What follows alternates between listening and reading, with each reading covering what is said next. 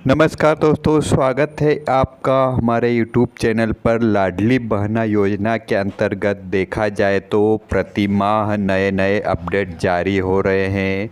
योजना के बारे में जो कुछ भी बताया जाता है, तो देखा जाए मध्य प्रदेश की महिलाओं को जो इस योजना के अंतर्गत जो महिलाएं नहीं जुड़ी उन्हें भी जोड़ने का प्रावधान बताया गया है। और गैस सिलेंडर सब्सिडी मुख्यमंत्री लाडली बहनाओं को सभी को लाभ दिया जाना है। और देखा जाए तो जो निर्देश जारी किए हैं उसके अंतर्गत देखा जाए तो सभी लाडली बहनाओं को जो इस योजना के अंतर्गत पात्रता रखते हैं उन्हें जो प्रति माह राशि मिलती है वह भी दी जाएगी। और देखा जाए तो गैस सिलेंडर और आवास योजना, 3 योजनाएं शामिल कर लाडली बहना योजना में लाभ मिल सकेगा। और देखा जाए जो महिलाएं वंचित है उन्हें आवेदन के लिए, जैसे कि जो महिलाओं को लाभ नहीं मिल पा रहा है उन्हें आवेदन के लिए जो निर्देश जारी किए हैं, आधार, समग्र आईडी, ई-केवाईसी समग्र पोर्टल से आधार लिंक करवाए।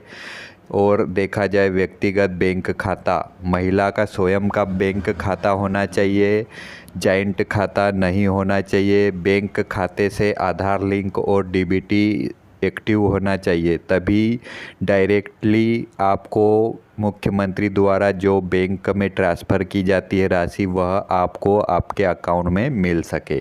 तो आवेदन की यह तैयारी है। जैसे कि तीसरा चरण जैसे ही प्रारंभ होता है तो आप यह आवेदन की जो तैयारियां होती है वह पहले से करके रखें, ताकि जैसे ही तीसरा चरण प्रारंभ होता है तो आपको आवेदन करने में कोई समस्या ना हो।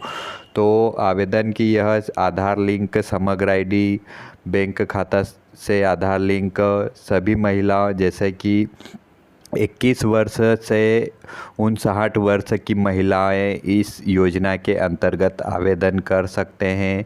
और इसमें कंडीशन बताई है कि परिवार में कोई सरकारी कर्मचारी ना हो और आयकर दाता ना हो, और देखा जाए सालाना इनकम 1.5 लाख से कम हो। तो इन महिलाओं को लाडली बहना योजना के अंतर्गत जोड़ा जाएगा।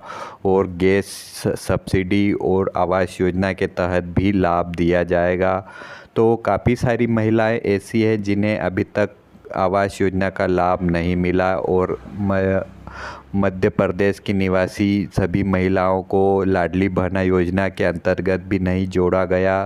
तो वह महिलाएं अपनी तैयारी पूर्ण रखें, क्योंकि समग्र आईडी से आधार लिंक, और देखा जाए तो बैंक खाते से आधार लिंक, डीबीटी, और देखा जाए तो महिला का स्वयं का खाता होना चाहिए, तभी लाडली बहना योजना का लाभ मिल पाएगा।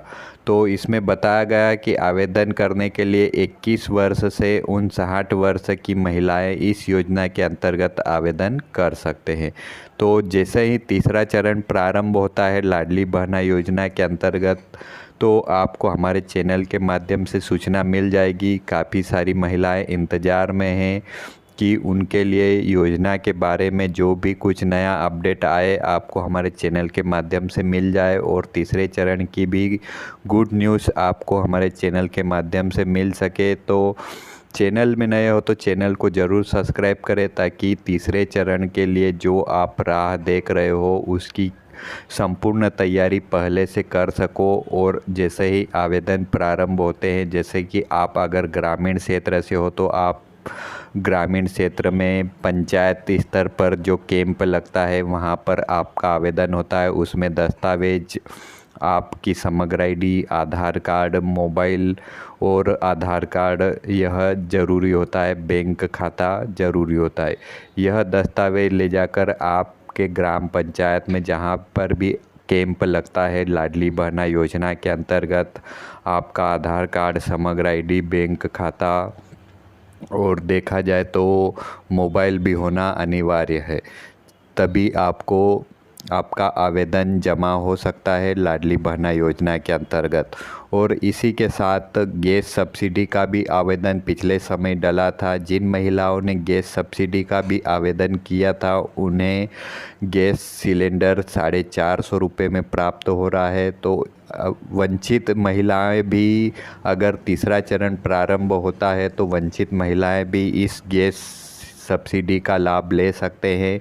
जो उज्ज्वला योजना के तहत महिलाओं को गैस कनेक्शन मिला है उसे मुख्यमंत्री मोहन जी यादव द्वारा उस योजना में सब्सिडी का प्रावधान बताया है, वो भी लाडली बहना योजना के अंतर्गत।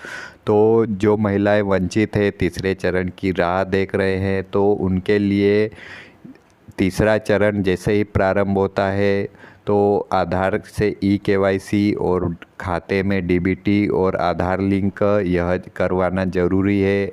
अगर आधार कार्ड में मोबाइल नंबर नहीं है तो आप किसी भी ऑनलाइन सेंटर या सीएससी सेंटर से आधार से ई-केवाईसी करवा सकते हो। मोबाइल नंबर नहीं है तो फिंगरप्रिंट द्वारा ई-केवाईसी हो सकती है। और अगर मोबाइल नंबर लिंक है आधार में तो ओटीपी के माध्यम से भी आप ई-केवाईसी करवा सकते हो, क्योंकि ई-केवाईसी होना सभी महिलाओं के लिए अनिवार्य कर दी गई है।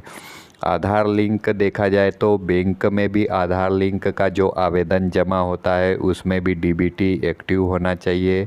आधार के साथ सभी दस्तावेज लिंक होना सभी के लिए अनिवार्य कर दिया गया है।